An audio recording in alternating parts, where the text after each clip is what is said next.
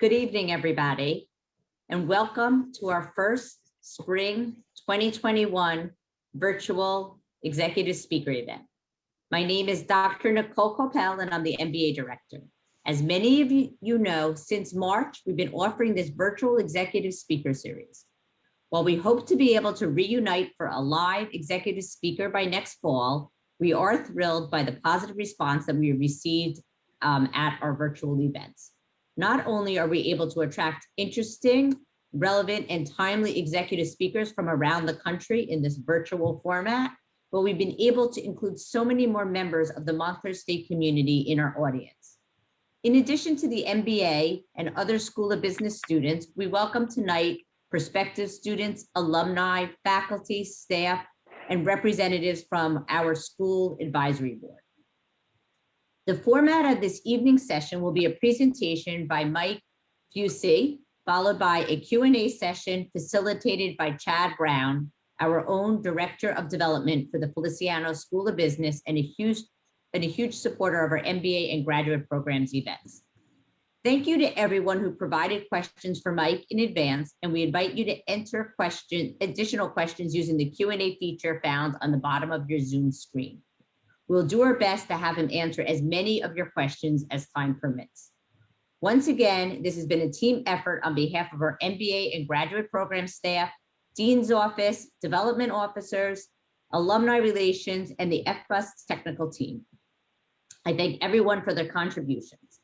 At this point, I have the honor of introducing Dr. Kimberly Hollister, the Dean of the Feliciano School of Business, who will be introducing our featured guest. Thank you, Nicole. Hello, everyone. Welcome to the kickoff for the spring semester's virtual executive speaker series. We are so glad that so many of you are joining us, and we are honored to have Mike Fucci, retired executive chairman Deloitte, with us this evening. Mike is an alumnus of Montclair State University, having earned his Bachelor of Science in Mathematics degree. He's an experienced board leader, an executive with over 40 years of experience as a practitioner and principal at Deloitte. He spent 4 years as chairman of the board of Deloitte US firms. His work includes specialties in human resource transformation, talent strategies, and succession management, as well as healthcare merger integration. He's known to be a champion of women in business, being a leader of the 30% Club, which is a global campaign of corporate chairpersons and CEOs to increase gender diversity in senior management, corporate boards, and top leadership positions. We are grateful that Mike continues to be connected to the university. He spoke to a full house of accounting students in the fall semester of 2019, and we are fortunate to have him back with us tonight to share his story and advice with our current students. We hope that in a few years, some of you, our current students, come back to share the story of your journey. The topic of Mike's presentation is Building Your Business Self. Please join me in welcoming Mike Fucci. Thank you, Kimberly. I really appreciate it. And first of all, I really wish I was there live because I feel like this is a good presentation to do a little bit better live. And second of all, it's interesting to say that this is the first presentation of the spring when we're going to be getting about 10 inches of snow tomorrow. But even the world is crazy right now. So I entitled this presentation "Building Your Business Self," because I've done speaking in all over the country, and the thing that I believe for people starting out on their business career, it's really understanding just overall how business work, but most importantly, how you yourself fit in and are able to navigate through any business. So I'm going to start by, if I move a slide, I'm going to start by talking a little bit about my early years. And throughout the whole presentation, one thing I want you to get is, while I've actually had success at Deloitte, I started out, in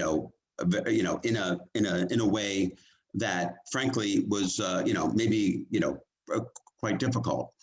I got a job at Deloitte. I'm going to talk a little bit about my journey. And then I thought the rest of the presentation could really be focused around advice for as you go forward and seek a career or have a career and want to grow in your career. So I'll talk a little bit about some of the obstacles that I had to overcome. A little bit of if I knew then what I knew now, because 40 years in, there's a whole bunch of things that seem really obvious now that didn't 40 years ago. I have this little chart that I like to show people just around how to balance between self-confidence, self-awareness, and your ego. And then just a couple more thoughts around what I call an emotional bank account and making a 3-year plan. So let me start by saying I grew up in West New York, New Jersey. And for those of you who don't know that, it's in Hudson County. It's about 30 minutes or so east of the university. I went to Montclair from undergraduate studies from 1976 to 1980, and graduated with a degree in math in 1980. I actually was the first in my family to go to college, and frankly, people in my family didn't even know how to apply to college, to even talk to me about college. So from at age 17 or so, I kind of had to do it myself to really understand what it was like to apply to college, what to look for in a college, and how do I get something out of going to college. My father passed away when I was 16, so it was just my mom and I, and we struggled mightily financially and lots of different ways. In fact, one of the reasons I actually was a commuter student was because I had to have a full-time job after taking my classes at Montclair.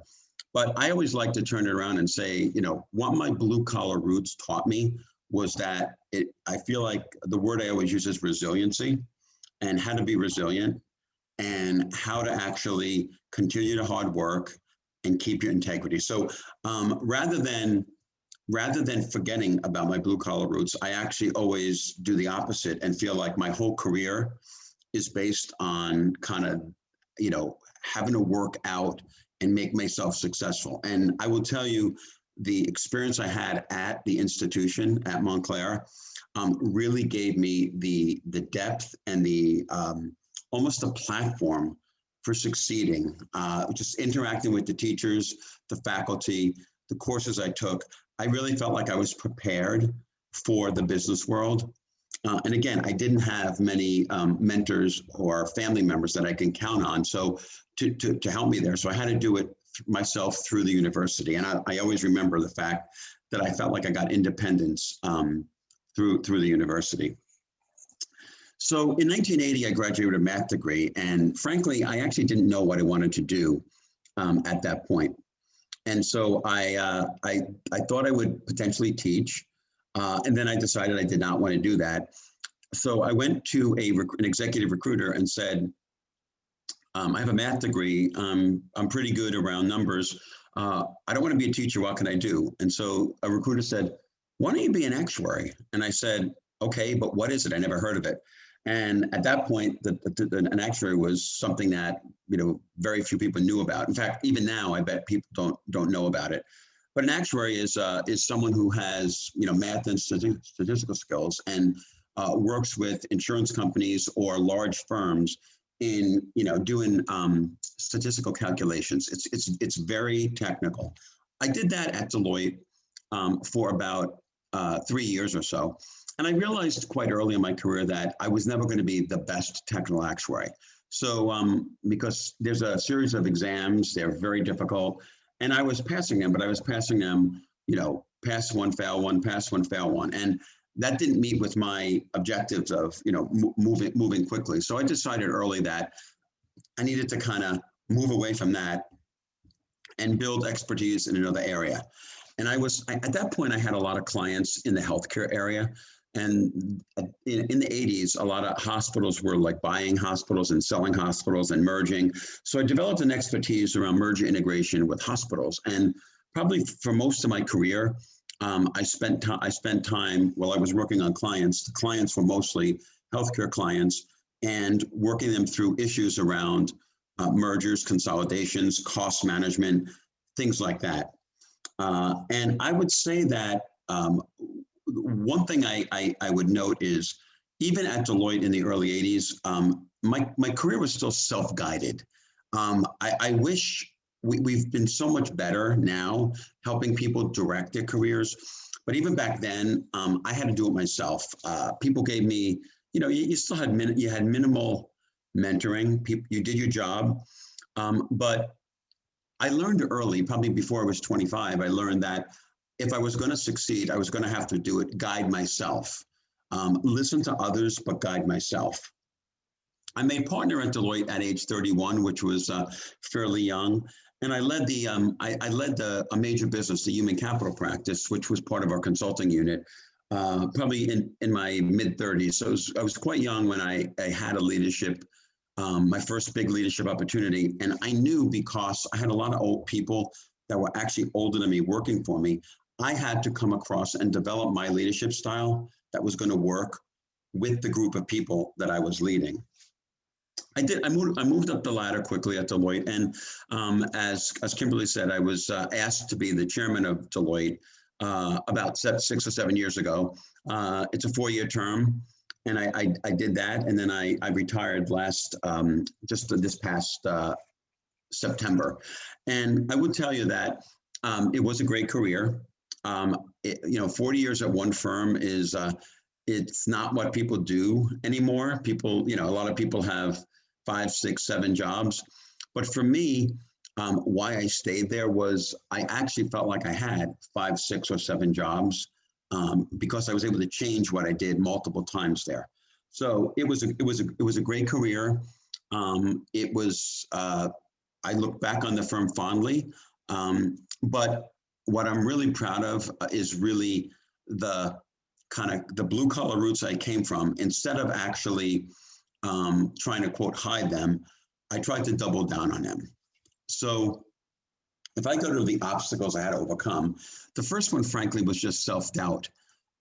Could I survive at a large, big firm like Deloitte? Right now, Deloitte is the largest professional services firm, second biggest accounting firm, but when you add the consulting unit, it's the largest professional services firm. And I had a little bit of self-doubt. Can I succeed here? Can I continue to work this hard? And is everyone better than me?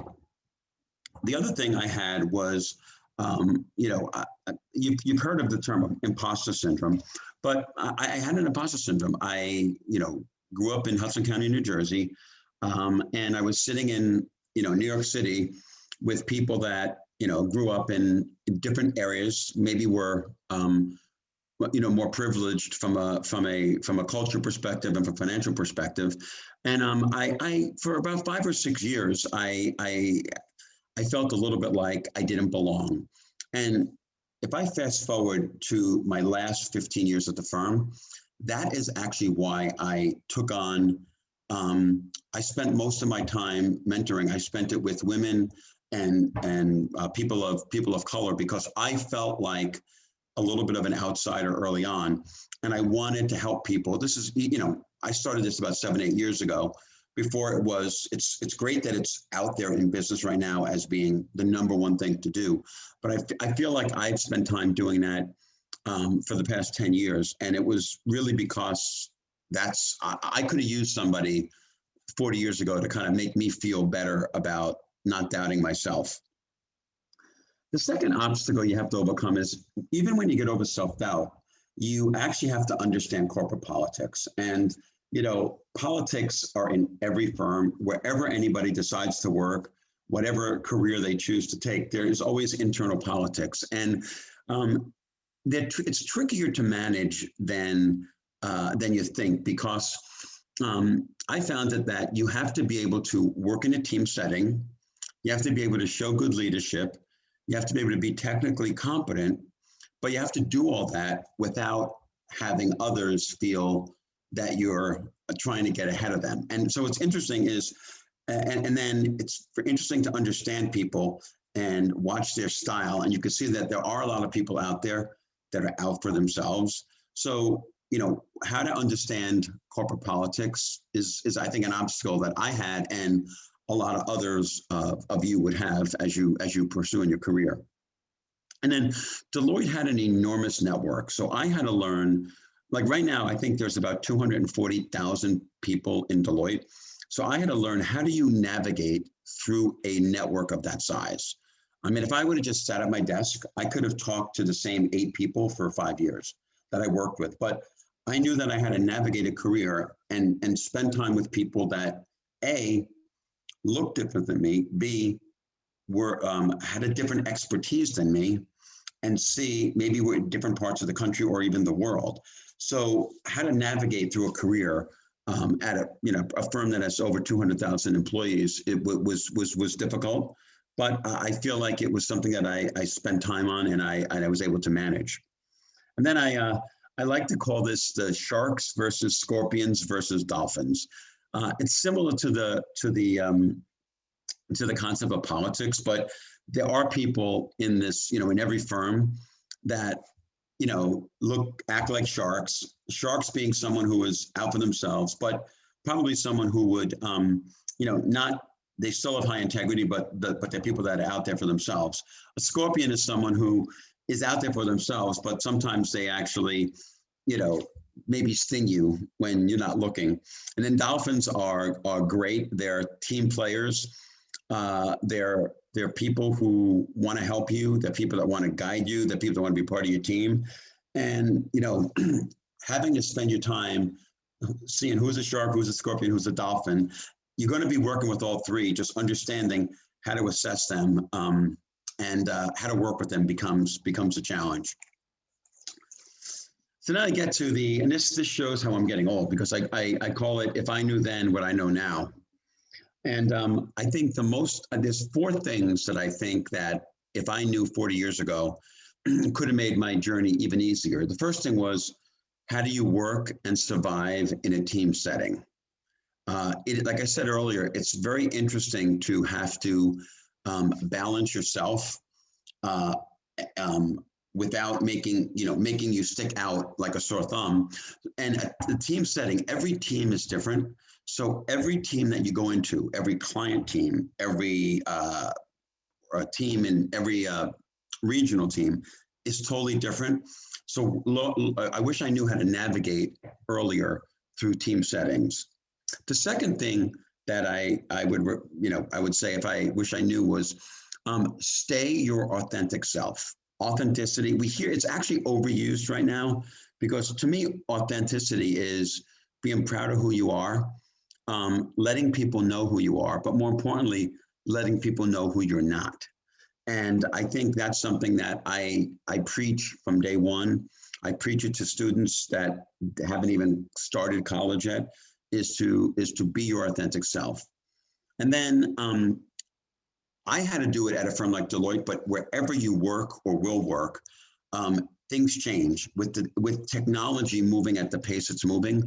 You have to stay agile or become agile, and you have to worry about innovation. So what I would have done a little bit differently was everything that I was doing task-wise, I probably would have tried to set up a process that was maybe innovative, so I didn't have to do it over again. And now that technology has taken over every aspect of the world, things change automatically. So if you're not agile, if you just have a specific skill set and you're not willing to open up and try different things and try how to do different things, you're going to fall behind and you're not going to succeed.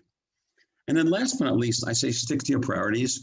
I feel like it's very important to create a personal mission statement. What do you want? Why do you want to do what you do? And how are you going to do it? And for me, it was always, I wanted to stick to, integrity was very, very important to me. And I wasn't willing to give in to someone if their integrity didn't match mine. So I think each person needs to stick to the priorities that they set for themselves. And those really shouldn't change that much. If it really is your mission, your mission shouldn't change that often. You may have to tweak them now and then as you change roles, but you should have a base for 4 or 5 priorities that you say, I'm going to live my personal life and my business life by. And then if you look at if you flip to the next slide, I really talk to people about this because I found this was very helpful to me. If you look at 3 things, self-confidence, self-awareness, and ego. What I've noticed in my 40 years is that what you see on the slide is outcome 1. In a perfect world, you would be able to manage your confidence, your awareness of yourself, and your ego at the same level. So let's call that the optimal level. Now, I'd say I haven't met one person, including myself, that actually is exactly equal across the 3. But what I have actually realized is that If you look at the second outcome, which is someone who has maybe higher, a little bit lower self-confidence, and if you look at the third outcome, they have a little lower self-awareness. What I've seen happen is if you lack average self-confidence, self-awareness, it actually shows in the ego. And ego is actually not really a good thing. People succeed with big egos. But my advice, if you really want to succeed in a team setting, in an environment where you feel comfortable, you should always look within yourself and do what you can to get more self-confidence. Self-confidence is easier because if you have a mentor, you could actually talk them through that. Self-awareness is actually a little bit difficult. And I would tell you, the people that failed the most at leadership in my 40 years have been people that have not been self-aware. They perceive themselves one way and everybody else perceives them as something else. And they can't, it's really hard to give people feedback that is fundamental to your core. Now I've been one, and my wife always says this, subtlety is not in my vocabulary. So I've always been one, my leadership style is very direct. And if somebody had a self-awareness issue, I would go right to the heart and tell them that. And they could believe me or not, and they could try to fix it or not. But I felt it was my responsibility to have them know that. And then if you're aware of those two things, you could balance the three of them to know when to be self-confident, to be self-aware, and then your ego kind of manages itself.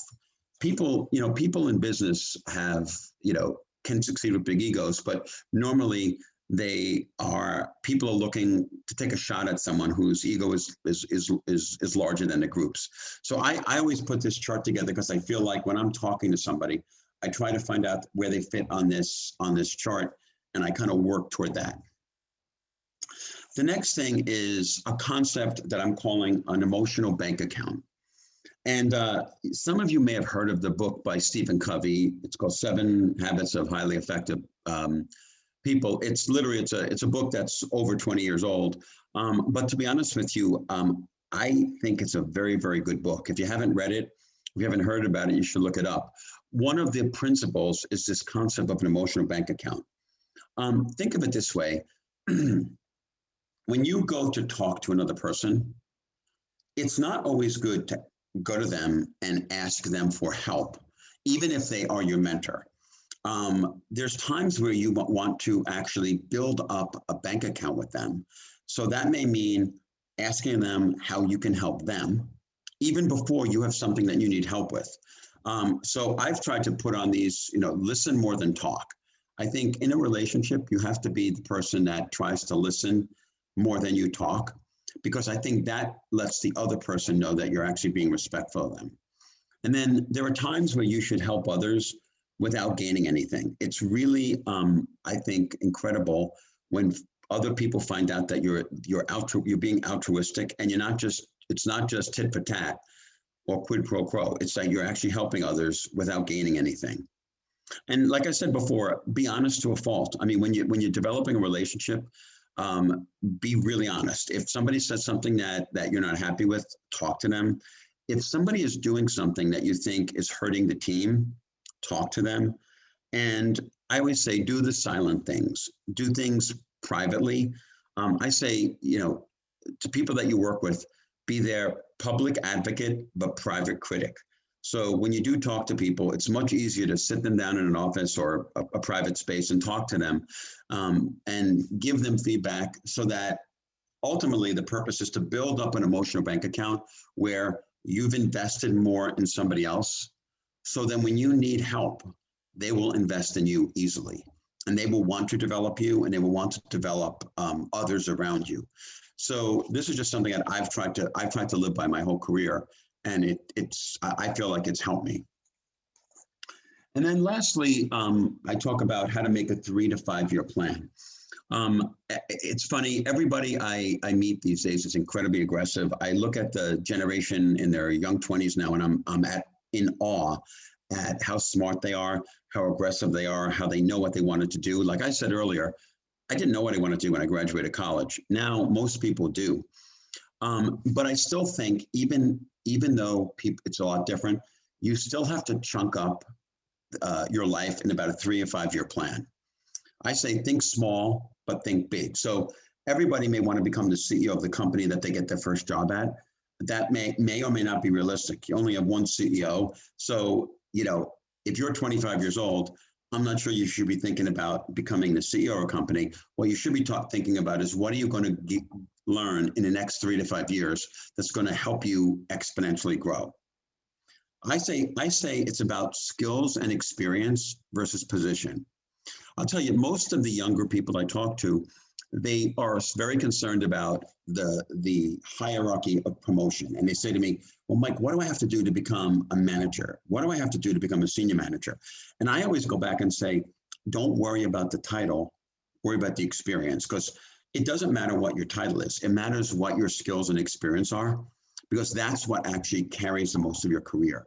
It's not about position. So it's very hard to think that way. But if you think about skills and experience over a 3 and 5 year period and what you want to do to get yourself more skills, more experience in 3 to 5 years, that will absolutely help you get promoted and move further in your career. And then I always say this, nothing is beneath you. You don't get to a certain point and you stop, answering your phone, or you stop, being respectful of others. You want to be one of the people. So understand that you were at the bottom of the rung of the ladder at one point.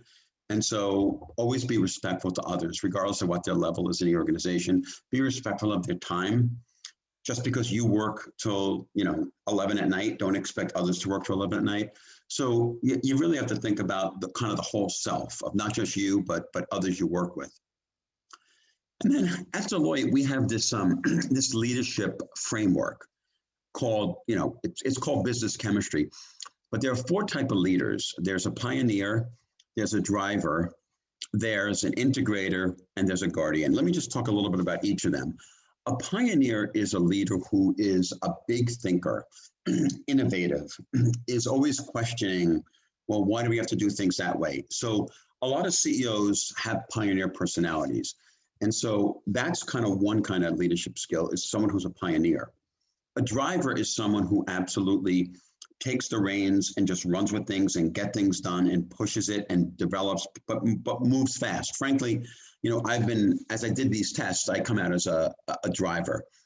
An integrator is someone who actually always is thinking about team first and wants to make sure that even if there's dissension that they're the person that's working on actually making sure the 2 parties or 4 parties or 6 parties are understanding each other and moving forward. And then a guardian is someone who is probably puts some guardrails up around taking risks, but they're very, very precise.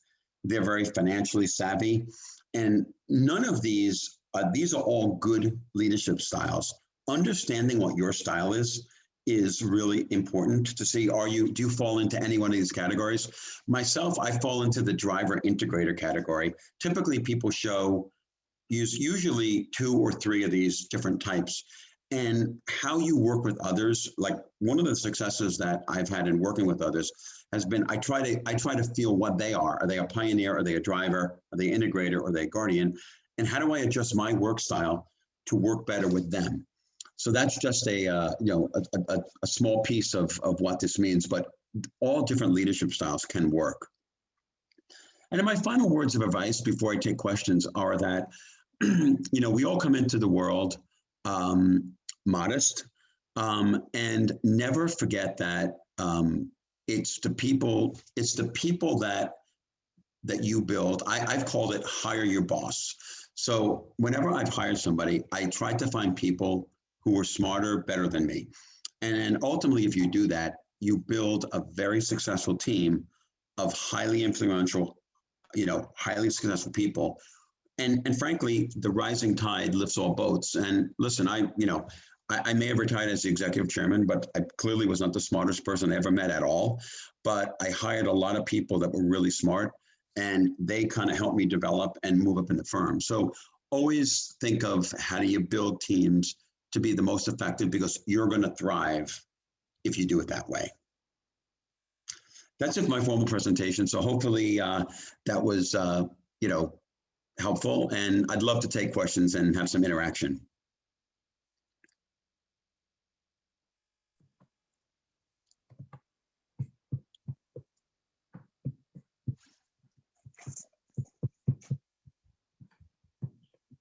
Mike, thanks so much for those remarks. And for the audience, my name is Chad Brown. I'm the Director of Development at the Feliciano School of Business, and I'll be moderating the Q&A. As Nicole Coppell pointed out at the beginning of the presentation, you can enter your questions into the Q&A feature, and I will do my best to ask those questions throughout the rest of our time together. I also have a couple of questions that have been pre-submitted by students and a few from faculty. So I'll sort of get started by with a student question, and someone's asking very practical tips, Mike, about when applying for internships. What are some tips from you to those students who are seeking that first internship, maybe second internship, to gain that critical work experience for that first real job? Okay, that's a great question. So I'd give about 3 or 4 tips. The first one is clearly learn everything you can about the organization. And when you go to an interview, make sure that you're showing the respect, that you read their website, that you really understand what the firm is about, especially their mission statement. So that's an easy one. Second thing I would say is, and this is something that I see a lot of people do not do, is when you are being judged by most firms, you're being judged on how you interact. It's not necessarily by your knowledge, because, you know, surprisingly, I know a lot of 21-year-olds, 24-year-olds, 25-year-olds think they know everything. But in the business world, you know very little when you actually, enter the business world. So when I'm interviewing somebody, I actually look at more about how they would do in a case study. How would they do in a group setting? I can look at their resume, and if they have a 3.85 GPA, I know they're smart. So I don't actually test them on their academic brain. I test them more on how they're going to work in a group setting. That to me is the most important thing. And number 3 is feel comfortable with yourself. Like I said earlier, I would say start the authenticity at the first interview level, because then then you'll feel comfortable with yourself very early on. That's what when companies are hiring, they really do hire for those kind of qualities. They're looking for people that are going to succeed in teams. That's great. First question, going back to that leadership framework that you talked about. When Tom writes in, when you look for leadership styles, pioneer, integrator, driver, guardian, do you find that senior leadership or executive teams work best with a diversity of those styles? And does it help to counterbalance within the team? Good, real interesting question. You do not have to counterbalance in the team, but if you understand, actually, it's funny. What we always recommend is actually doing this exercise. There's a test. There's a 50-question test you could take that drives your style. Taking the test as a group and talking about your style with others, that to me is the most successful thing, because frankly, it's your natural self. You can't, quote, cheat your way to a different style, but you could understand that. Let me give you an example. So I was a driver. I worked with very pioneers. And now, in order for me to be successful, I needed to work with pioneers. But I had to understand that sometimes pioneers, they think so big that you have to bring them back, from outer space sometimes. And how to balance that is really important. Just like as a driver, a pioneer had to say to me, hold on, I know you can get things done, but let's think through everything first. So it's really more of understanding what people's style is and how to work with those people. You don't have to counterbalance it. You just got to understand the different styles. You also talked about self-awareness as being key. And Emily writes in, is there anything that can be done to become more self-aware? So what kinds of, methods or tips and tricks do you have, Mike, for the audience to really build that self-awareness over the course of your career? Well, there's 2 things. The best way to do it is the hardest way, which is you need to get a mentor or a sponsor who you're going to totally trust, and you're going to ask them to be, quote, painfully open to you about things that you could do differently. Now, in big organizations, it's not that it's hard to find that person. So what I would do is, so the best way to do it is find someone and tell them that you want them to, be a little bit brutally honest with you. If you can't do that, there are some. I'm a big fan of leadership and psychological testing and things like that. There are a couple of psychological tests that you could do, and you can get them over the internet, which actually talks about, you could actually do some stuff to measure your self-awareness, and it gives tips on how to actually overcome that. I'll be honest with you, it's, in my mind, it's the largest problem of any executive, is to fix self-awareness, because it is really hard to tell somebody really critical things. And more importantly, it's harder for them to listen and say, yes, I'm going to change that. Because in most cases, the things they're not aware of are things that are personality traits that are very close to them. So you have to be able to trust someone to talk about it. But at the same time, you have to really understand, yourself and what your limitations are. It's the hardest thing. Self-confidence is much easier to get better at. Self-awareness is tough. And the top self-confidence piece, Mike, what are a couple of ideas around self-confidence to build that up over time? Well, I think a lot of positive reinforcement, a lot of, I felt what was the easiest way to build up self-confidence is ask people what they are not, what they think are the development areas. Now, you may agree or not, but giving them tips on how to get better on those development areas. And I always think, give them every meeting I have with somebody, I give them 3 tasks, and it's typically around building their self-confidence. And that you get to a point where it's a light, the light switches one day, and you don't feel non-confident anymore. So then you've gotten better at self-confidence. So really getting someone but yeah, that comes from identifying what you're not confident about first. Mm-hmm. I want to pick up a thread you mentioned, being a mentor, getting a mentor or a sponsor. The Feliciano School of Business, that's a strategy that we're building at the school. Our advisory board started mentoring programs 3 or 4 or 5 years ago, and we're growing those programs and making mentoring available across a variety of programs at the school. Can you give us some tips on how to be a good mentee, receiving that mentoring advice, and then some tips on how to be a good mentor to someone? What are your thoughts around that dynamic and how to be, develop skill with both of those roles? Let me start with, I actually believe there are two different frameworks. There's being a mentor and being a sponsor. Okay, so in a mentor relationship, I'll describe a mentor relationship to me as someone that has a little more experience than you, that has takes someone under their wing, but it's more of sharing their experiences. And so to be a good mentor, you actually have to listen. And I would say the biggest problem of people who aren't good mentors, they talk too much. If somebody's spending time with you, like I was very conscious to never talk more than 40% of a mentor-mentee relationship, because you want to really have the individual, the mentee. So how do you be a mentee? You talk more and you ask them questions, but you try to not ask open-ended questions that someone's going to, go ahead and talk about for 45 minutes. It's really around listening, time of listening and time of engagement. I'm actually a bigger believer in sponsorship, because I think what sponsorship is more, you have developed a one-on-one trust. And I would put my relationship on the line to sponsor someone else.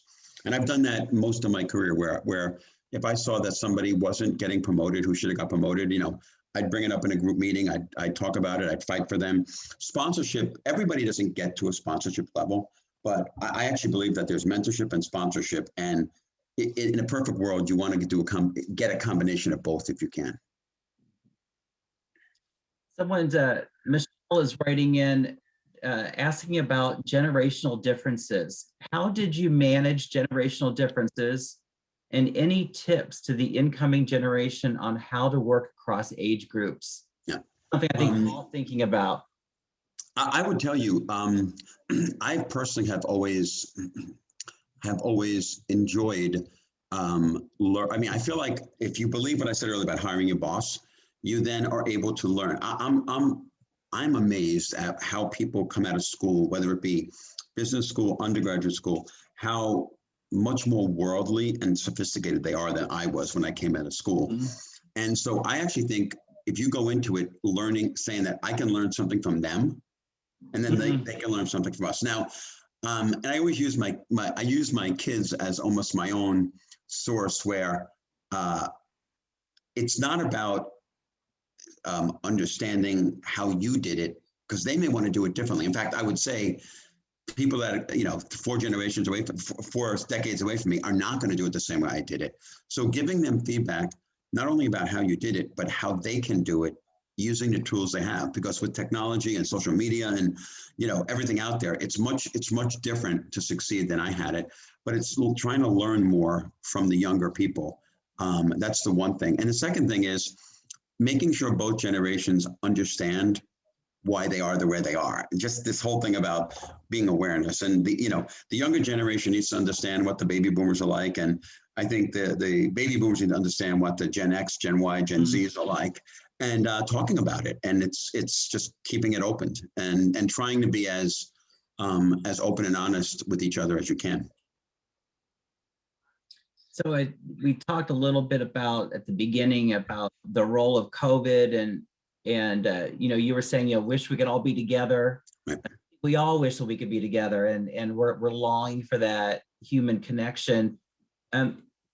What are you seeing from your seat in how business is changing given COVID, the pandemic, more activity online in connectivity? How is that impacting specifically at Deloitte around recruiting, but I think more generally business in general? What are you seeing from your seats and the different roles that you play now in business, and the impact of COVID and being online?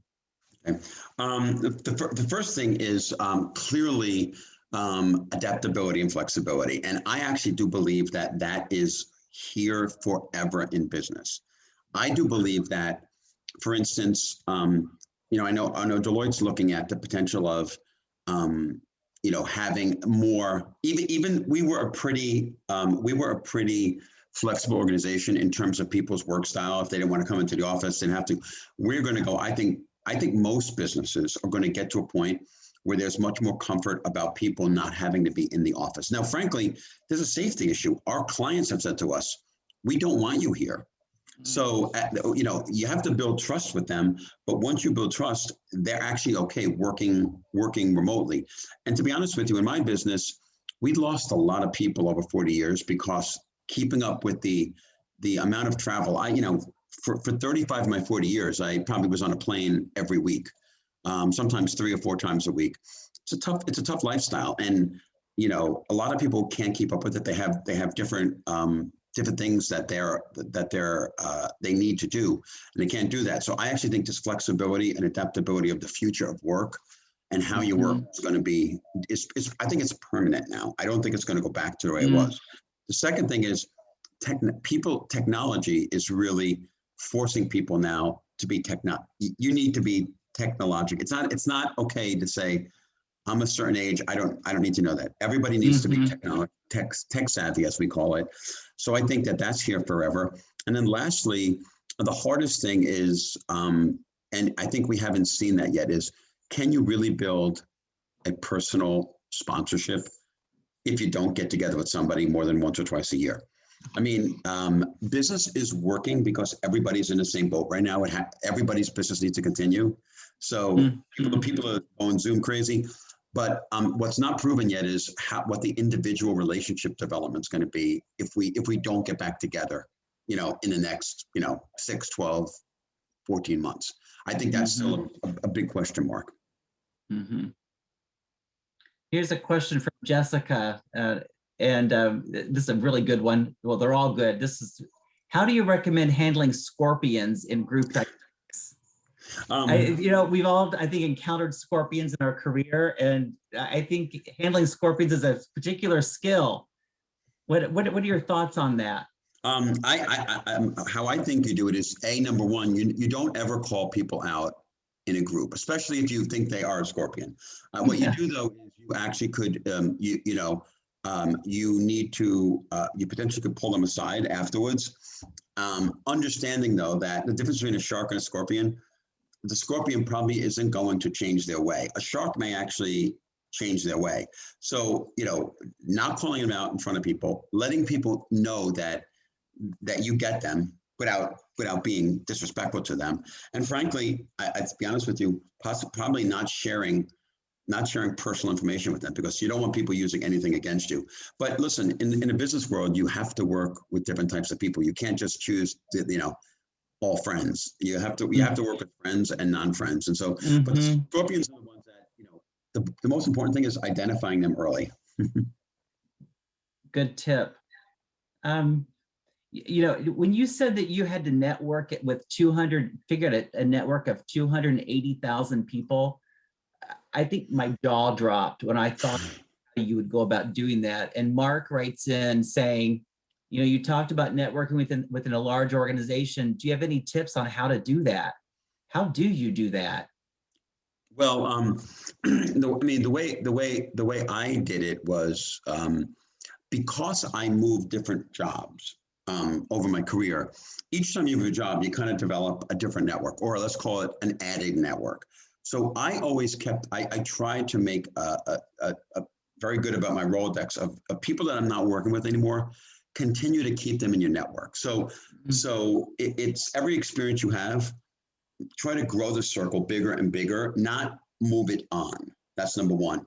Number two, using settings. So if you actually employ the thing I said about listening, if you know people by their name and you listen to like if you have one or two taglines on someone, they remember that. When you see them again, you say, "Oh, I heard your kids were going. Last time we talked, your kids were going to college. Did they get in college?" People really respect you remembering a fact about them, and so I've just used that. Now, what I thought, and I'll tell you, I still am learning it even after my years, is networking globally is very, very different. We have about 90,000 employees in India. And we used to get over there. I used to get over there at least once every 2 months or so. But learning when you get out of the United States, you really have to understand the culture, because you can't go there as, quote, the ugly American who says it goes this way. So I was always trying to learn the culture first, be respectful of their culture when you get to a different country. And that actually also helps expand your network too. Growing our global programs is a priority for the business school. And of course, with COVID, we've had to, shift around how we're doing that. How did you kind of cultivate a global mindset, going from, a guy from a small town in Jersey to your role? How did you, over your career, cultivate that global mindset and approach? Okay, well, I'm going to give 3 examples. So the first one was that when I joined the firm, I was not at all. I would say my global mindset was 0. So what I did is I said I need to learn and listen before I talk. And so, I used the example of India. Any country, even any part of the country, like I'll give you an example. One of my, come from New Jersey. I'm a loud talking Italian from New Jersey. Well, I spent my first month in Minneapolis. Oh. Well, if you know Minneapolis, it's a different kind of culture than the East Coast. And I had to learn right away how to adapt. My driver personality wasn't necessarily the way to go. Even clients, I remember doing a presentation at a company called, you guys know 3M, the one that makes the stickies. Oh, sure. Probably 25 years ago.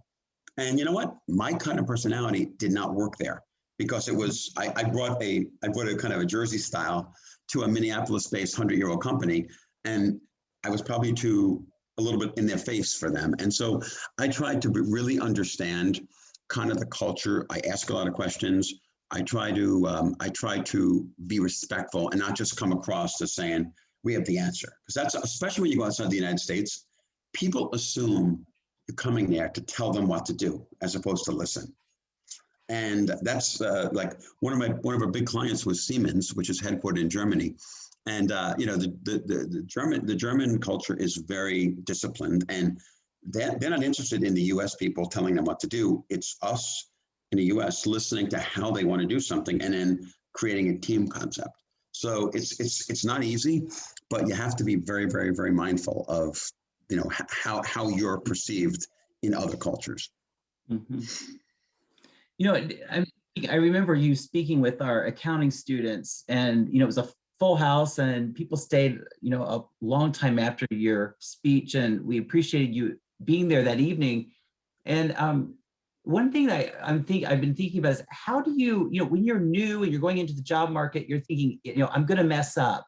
I'm going to have that imposter syndrome. I'm going to get my first job. I'm really going to mess something up. And some of that is in your head and you really don't. But what advice would you give to someone who makes a mistake? How do you think about mistakes, messing up on a job, how to think about that and how to work through it? Okay, really good question. There's different kind of mistakes. So the careless mistake is something that we all are going to make. So that is understanding that's acceptable, but taking immediate ownership over it is really important. I think a careless, so you're doing a spreadsheet, you don't check it a second time. Your boss. So instead of saying whatever, just say, you know what, I screwed up there. I wasn't as careful. It's like everybody accepts careless mistakes. What you can never do, I don't think, is you can never really try to hide a mistake. You have to own up to it, and you have to actually, it takes that self-confidence to actually own up to a mistake. But if you believe that, if you operate where your underpinning is integrity, owning up to mistakes is part of being high integrity. And so I think if you really believe that, your baseline's integrity, you're always going to own up to your mistakes. And, I think not many people, even if your boss isn't happy with you, they will be less happy with you if they find out you made a mistake and you didn't tell them. True. Good advice. Daniel writes in, and we touched on this a little bit in your introduction, and you touched on it a little bit in your remarks about being an advocate and mentor and sponsor for women and people of color. And Daniel writes in, minorities still struggle to obtain opportunities. It takes us additional efforts to put ourselves at the same level as other, quote, non-minority colleagues. What is your view and experience around this? And how do you think companies should be addressing this? And he says, thanks. Okay. I love that question because I'm going to give an example. I do a lot of these things for examples. There was an African-American woman partner who I've worked with for many years. She was spectacular. She was working on our largest client in the consulting arena. The person that ran that client was retiring. So naturally, I thought she would be the right person to take over. And she was an African-American woman. She'd be running the biggest client. The people who actually did the survey, they were going in a different direction. And when I found out that this woman didn't get the role, I kind of got, at that point, I was the chairman of the firm. I got really upset with the team because I felt like I gave them concrete reasons why I believe that this woman should get it. And what happened is, I made it uncomfortable for them. They didn't change their mind, but what they did do is, ironically, it showed how great leadership skills she had. She became the leader of the second biggest client we had. Oh, by the way, it happened to be 15 minutes from her house versus getting on a plane every day. So she literally got that second client. And I don't think, if I didn't push it, and I use this word, if I didn't make people uncomfortable about it, I don't think they would have said that she's amazing, but she came in number 2. So that's one example. The second example is, and what I've learned, especially around diversity, is you gotta work hard to allow people to trust you, because there's a natural, we come from different backgrounds, and so I spent a lot of time early trying to get people to trust me. So if you go back to that slide about the emotional bank account, I did a lot more listening. I did a lot more, silent things. I never asked for anything. So, my emotional bank account was pretty high. So then when I needed a favor for them, I would use it and say, listen, I need you to understand this person because this person's really terrific. You just don't know them. And in most cases, it's lack of knowledge as opposed to, there's no disrespect. It's usually lack of knowledge of the person. So helping that person get broader known is the way to go. But we're only at probably the first 20% of where we need to be on this one. Yeah. But the acknowledgement is good now. I think every firm is out there. Now, I think the way to do it personally is to do it hands-on, working with somebody. I'm not a big, let's put these theoretical programs in place. I'm more of work with somebody individually, and that's the way to actually get someone to move further. But understanding that is important. And I'll just ask a quick follow-up to that because we're getting close to end of time. How did you equip yourself to be an ally to minority communities? It's something I'm thinking about. I think a lot of us who aren't minority racial communities, how do you begin to equip yourself and continue to equip yourself to be an ally? Well, I started, it started because, I'll be honest with you, I felt like, it's easy for me to say this as a successful white man, but I felt like a minority the first 5 or 8 years that I worked at Deloitte. I really did. I felt like I was, someone was going to expose me as this blue collar kid that didn't come from a certain background, et cetera. So I felt like, I was hyper aware that others may think that way too. So I always looked toward the person that may have felt that way or told me they felt that way, and I would try to help them. But I never assumed that my way of doing it was going to help them. I wanted to listen to them and give them feedback on how they could be successful. Not say do it my way, because my way only worked for me and didn't work for anybody else. So I think if people come across and say, here's how you do it, and then they walk away, that's not helpful. It's actually working on it and saying, what do you want to get to? Do these steps make sense to you? And if so, let's plan them out. And let's, more importantly, keep them in place and measure them. That's what I do. And admit when you're wrong. I mean, I'll say to people, listen, I don't understand this, so help me explain this. It gets sensitive at times, but people know that your heart's in the right place, and it's usually a positive experience. That's great advice. Mike, we're at end of time. I'm going to turn it over to Nicole Coppell, but thank you so much for being our kickoff speaker this spring semester. Thank you, Chad. Thank you so much. Enjoyable hour. I think we could all be here for another hour. Thanks so much. Thank you. Yeah, I was really going to say the same thing. That was incredible. I mean, what amazing nuggets and inspiration you are. First of all, we're proud to say you are obviously an alumnus of Montclair State. So I love always, sort of for all of those people in the audience, you were them, they could be you. So I think exactly. That really goes a long way. And I love the fact that you're giving back. You're sitting where you are and saying, this is where I came from, but also these are the things that really helped me along the way. And I think that things that are gonna obviously help all of us along the way. So in that sense, I really can't thank you enough. It looks clearly there was even more questions that we didn't even get to.